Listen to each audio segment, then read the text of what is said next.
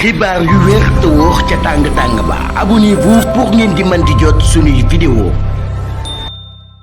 jërë ngeen jëf ci ànd gi ak ñun ci chaîne bii di Buzz 221 HD mbirum Farba Ngom lan moo tax El Malick Ndiaye daal di saisir Yacine Fall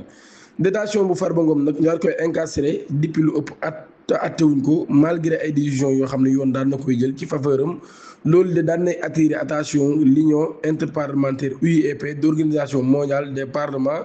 ñu daal di adressé nag ab lettre président assemblée nationale bii El Malick Ndiaye ngir mu daal di demander ay comptes ci situation seen collègue boobee ñu daal di koy tëj te attewuñ ko loolu yi nag te it bàyyiwuñ ko. Les Échos nag daal bu ñu sukkandikoo ci li nga xam ne daan nañ koy joxe comme information la deuxième personnalité de l'État daan nañ informer le bureau de l'Assemblée nationale ñu nag daal moom mi daan nañ koy saisir ci dossier boobee daan nañ indiqué ne tamit nag daal daan nañ transmis le requête au garde des Sceaux ministre de la justice Yacine Fall waaye nag précisé wul li nga xam ni noonu la envisagé pour def ci li nga xam ne nag moo di au niveau parlementaire. démarche boobee nag daal daan nañ suscité ay critiques daal di soulever nag ay interrogations sur l'indépendance de l'institution journal bi nag mi ngi introsé wu en vertu de la séparation des pouvoirs mun nag daal lan moo tax mu daal di saisir le ministre de la justice pour de nombreux observateurs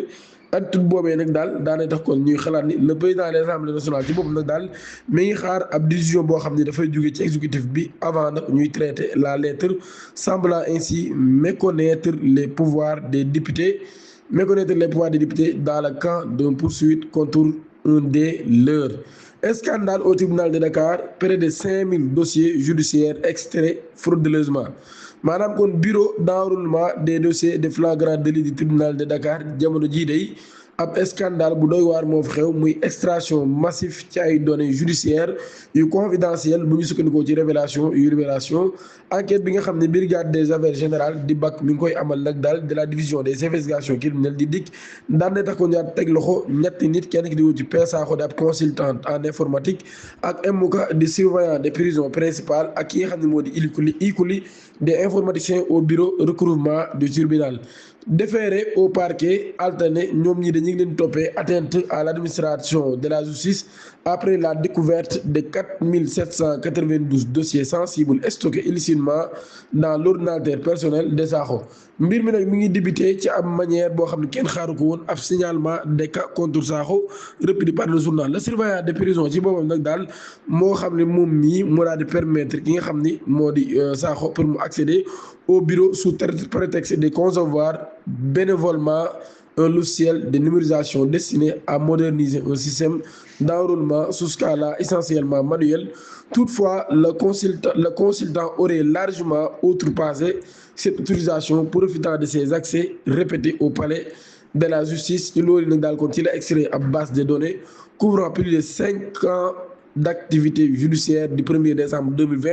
au 12 avril 2026 exploitation ordinateur portable boobee nag bu Sakho moo tax ko ñaar découvrir des informations hautement sensibles rawatina ay identité des personnes mises en cause, des infractions, des mandats de dépôt ak ay décisions yoo xam nag yoon ci moom daan na koy joxe ci édition bi nag mise en cause joom daan nay xam ne ni moom moo accéder au registre d'enrôlement yooyee waaye dem daal di manipuler données judiciaires yooyee tout en affirmant avoir agi avec la complicité de certains agents du tribunal. Il a notamment cité Coulibaly comme facilitateur cité par la même source ces dernières en poste depuis juin 2025 daan nay xam ne nag daal am na ab faute ngir daal di jox ay données à un tiers non habilité. Pourtant, sur les audiences de l'année 2025, il conteste toutefois être à l'origine de l'ensemble des données récupérées et estime que les dossiers antérieurs à sa prise de fonction proviendront des registres conservés au bureau des cas. mu nekkoon nag daal mbir mu doy waar lool boo xam ni daan nay xew di ñaan ngeen abonné activer cloche de notification bi te aimé vidéo bi jërë ngeen jëf.